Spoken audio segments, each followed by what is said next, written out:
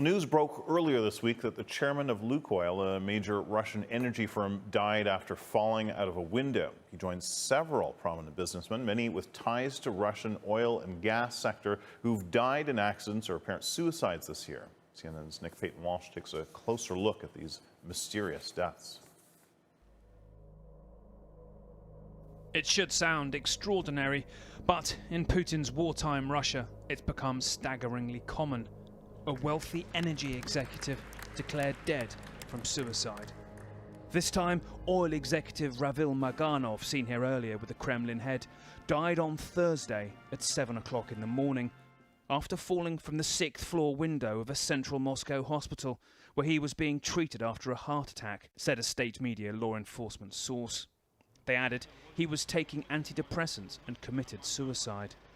The oil giant he chaired, Lukoil, behind 2% of the world's crude, were tight-lipped on the circumstances, saying he died, quote, following a severe illness. They'd been less cagey about Russia's invasion of Ukraine, expressing in March their deepest concerns about the war, calling for its soonest termination and urging a lasting ceasefire. Rare public dissent, which elsewhere in Russia the Kremlin has quashed quickly. Maganov's untimely death made him at least the 6th high-profile businessman to die from apparent suicide since January. 4 of them from state gas giant Gazprom, currently at the forefront of Russia's energy battle with the West. The first 2 died in the same village in their country cottages. Transport head Leonid Shulman, 4 weeks before the war, he left a suicide note, said Russian media. And then, just a day after the war began, another top Gazprom executive, Alexander Chulakov, was found dead in his garage there. Then there were 2 murder-suicides in April, both former executives from Gazprom or a subsidiary, both said to have killed their wife and daughter and then themselves. Vladislav Avayev in their Moscow home and Sergei Protosenya in their Spanish villa.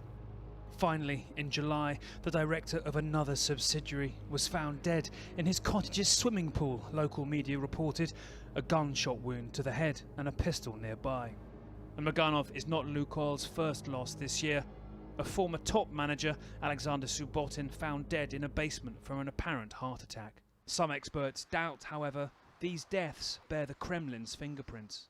People do commit suicide, and particularly for these people, they're in industries where they got used to a very elevated quality of life, and they know that hard times are coming. And at the same time, though, that there's been something of a resurgence of a very 1990s phenomenon, which is business disputes being resolved by violence and by murder. Perhaps a subtler hand here than in the anarchy of the 90s, yet in a world where the Kremlin rules and ruins at will. Nick Paton Walsh, CNN, London.